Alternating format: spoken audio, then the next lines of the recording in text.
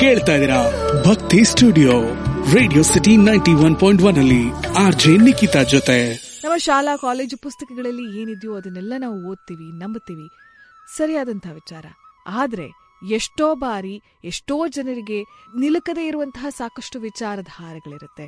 ಇದೆಲ್ಲ ಪುಸ್ತಕದಲ್ಲಿ ಅದು ಪ್ರಿಂಟ್ ಆಗದೇ ಇರಬಹುದು, ಆದರೆ ಸತ್ಯವೇ ಆಗಿರುತ್ತೆ.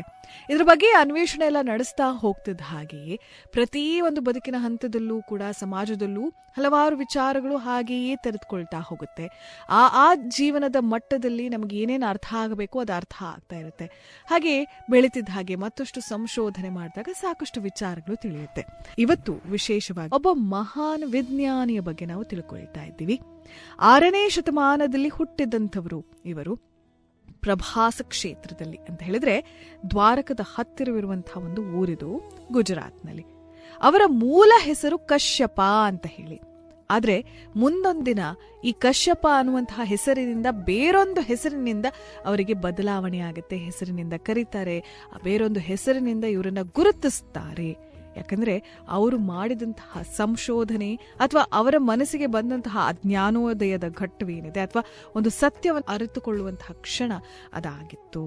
ಒಂದು ಸಲ ಏನಾಗುತ್ತೆ ಅಂತ ಹೇಳಿದ್ರೆ, ಪ್ರಯಾಗ್ಗೆ, ನಾವೆಲ್ಲರೂ ಮೊನ್ನೆ ಮಹಾಕುಂಭಕ್ಕೆ ಇದ್ರ ಬಗ್ಗೆ ಎಲ್ಲ ತಿಳ್ಕೊಳ್ತಿದೀವಲ್ವಾ, ಹಾಗೆ ಪ್ರಯಾಗ್ಗೆ ಅಂತ ಹೋದಾಗ ಕಶ್ಯಪ, ಈ ಒಬ್ಬ ವ್ಯಕ್ತಿ, ಕಶ್ಯಪ ಋಷಿಯಲ್ಲ, ಈ ವ್ಯಕ್ತಿಯ ಹೆಸರು ಕಶ್ಯಪ ಅಂತ ಹೇಳಿ. ಕಶ್ಯಪ ಈ ಸಾವಿರಾರು ಭಕ್ತರ ಜೊತೆಲಿ ಹೀಗೆ ಹೋಗ್ತಾ ಇರಬೇಕಾದ್ರೆ ದಾರಿಯಲ್ಲಿ ದೇವಸ್ಥಾನದಲ್ಲಿ ಹೂವು ಅಕ್ಕಿ ಕಾಳನ್ನೆಲ್ಲ ದೇವರಿಗೆ ಅರ್ಪಿಸಿರ್ತಾರಲ್ವಾ, ಅದೆಲ್ಲವೂ ಕೂಡ ನೆಲದ ಮೇಲೆ ಬಿದ್ದಿತ್ತಂತೆ ನೋಡಿ. ಆಗ ಈ ಕಶ್ಯಪ ಏನು ಮಾಡ್ತಾನೆ, ಗೌರವಪೂರ್ವಕವಾಗಿ ಪ್ರತಿಯೊಂದು ಅಕ್ಕಿ ಕಾಳನ್ನು ಕೂಡ ನೆಲದ ಮೇಲೆ ಬಿದ್ದಿರೋದನ್ನ ಕಂಡು ಸಂಗ್ರಹಿಸ್ತಾ ಇದ್ರಂತೆ. ಸುತ್ತಮುತ್ತ ಇರುವಂತಹ ಜನರು, ಏನಕ್ಕೋಸ್ಕರ ಈ ಬಿದ್ದಿರೋ ಅಕ್ಕಿ ಕಾಳನ್ನ ನೀನ್ ಸಂಗ್ರಹಿಸ್ತಾ ಇದ್ದೀಯಾ, ಭಿಕ್ಷುಕ ಕೂಡ ಈ ಕೆಲಸ ಮಾಡೋದಿಲ್ಲ, ಬಾ ಹೋಗೋಣ ಅಂತ ಹೇಳಿ ಅವನ ಜೊತೆಯಲ್ಲಿ ಬಂದಿರೋರು ಕರೀತಾರೆ. ಆಗ ಕಶ್ಯಪ ಹೇಳ್ತಾನಂತೆ, ನೋಡು, ಒಂದೊಂದು ಕಾಳೂ ಕೂಡ ಬದಲಾವಣೆ ತರುವಂತಹ ಶಕ್ತಿ ಅದಕ್ಕಿದೆ. ಹನಿಗೂಡಿದ್ರೆ ಹಳ್ಳ ಅಂತ ನಾವು ಹೇಗೆ ಹೇಳ್ತೀವೋ ಹಾಗೆ ಒಂದೊಂದು ಅಕ್ಕಿ ಕಾಳು ಬದಲಾವಣೆ ತರದೇ ಇರಬಹುದು, ಆದ್ರೆ ಈ ಎಲ್ಲ ಅಕ್ಕಿ ಕಾಳುಗಳನ್ನ ನಾನು ಒಟ್ಟು ಹಾಕಿದ್ರೆ ಎಷ್ಟೋ ಜನರಿಗೆ ಆಹಾರವಾಗಬಹುದು, ಇಡೀ ಮನುಕುಲಕ್ಕೆ ಆಹಾರವಾಗಬಹುದು ಅಂತ ಹೇಳಿ ಹೇಳ್ತಾನಂತೆ. ಒಂದು ಅಕ್ಕಿ ಕಾಳು ಕೂಡ ಮುಖ್ಯ ಅಂತ ಹೇಳಿ ತೋರಿಸಿಕೊಡ್ತಾರೆ. ಮುಂದೆ ಈ ಪ್ರತಿಯೊಂದು ಕಾಳಿನ ಅರ್ಥವನ್ನು ಮಹತ್ವವನ್ನೂ ತಿಳಿಸಿದಂತಹ ಆ ಕಶ್ಯಪನಿಗೆ ಪ್ರತಿ ಕಣವೂ ಕೂಡ ತುಂಬಾ ಮುಖ್ಯ ಅಂತ ಹೇಳಿರೋದ್ರಿಂದ ಮುಂದೆ ಈ ವ್ಯಕ್ತಿಗೆ ಬಂದಿರುವಂತಹ ಹೆಸರೇ ಕಣಾದ ಅಂತೆ. ಈ ಕಣಾದರು ಯಾವಾಗ್ಲೂ ಕೂಡ ಆಹಾರವನ್ನ ಕೈಲಿಡ್ಕೊಂಡು ಹೋಗ್ತಾ ಇದ್ರಂತೆ.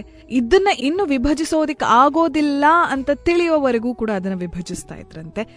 ಒಂದು ಕಣ ವಿಂಗಡಿಸೋದಿಕ್ ಆಗೋದಿಲ್ಲ ಅಂತ ತಿಳಿದಾಗ ಅದು ಕಣವಾಯ್ತು, ನಂತರ ಅಣು ಆಯ್ತು, ನಂತರ ಪರಮಾಣು ಆಯ್ತು. ಇದನ್ನ ಎಲ್ಲಾ ಪದಗಳನ್ನ ಅವರು ಮುಂದೆ ಬಳಸ್ತಾ ಹೋಗ್ತಾರೆ ಅವರ ಸಂಶೋಧನೆಯ ಮುಖಾಂತರ.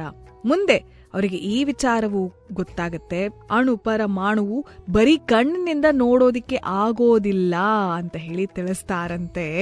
ಹೀಗೆ ಕಶ್ಯಪರು ಗಣಾದ ಅನ್ನುವಂತಹ ಒಂದು ಹೆಸರನ್ನ ಪಡ್ಕೊಳ್ತಾರೆ. ಅಷ್ಟೇ ಅಲ್ಲ, ಪ್ರಾಚೀನ ಭಾರತೀಯ ನೈಸರ್ಗಿಕ ವಿಜ್ಞಾನಿ ಮತ್ತೆ ತತ್ವಜ್ಞಾನಿ ಅಂತ ಕೂಡ ಇವರನ್ನ ಕರೀತಾರೆ.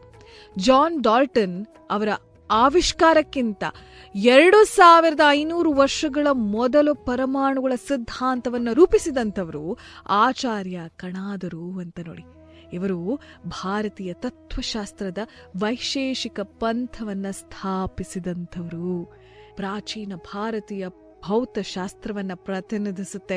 ಪರಮಾಣು ಸಿದ್ಧಾಂತವನ್ನ ಪ್ರಸ್ತಾಪಿಸಿ ತರ್ಕ ಮತ್ತು ವಾಸ್ತವಿಕತೆಯನ್ನ ಅನ್ವಯಿಸುವ ಮೂಲಕ ಬ್ರಹ್ಮಾಂಡದ ಸೃಷ್ಟಿ ಮತ್ತೆ ಅಸ್ತಿತ್ವವನ್ನು ವಿವರಿಸೋದಿಕ್ಕೆ ಅವರು ಈ ಸಿದ್ಧಾಂತವನ್ನು ಬಳಸ್ತಾರಂತೆ.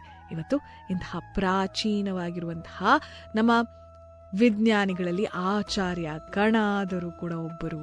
ಇವರ ಬಗ್ಗೆ ಮತ್ತಷ್ಟು ವಿಚಾರವನ್ನ ಕೇಳ್ತಾ ಇದೀರಾ ಭಕ್ತಿ ಸ್ಟುಡಿಯೋ ರೇಡಿಯೋ ಸಿಟಿ 91.1 ಅಲ್ಲಿ ಆರ್ಜೆ ನಿಖಿತಾ ಜೊತೆ.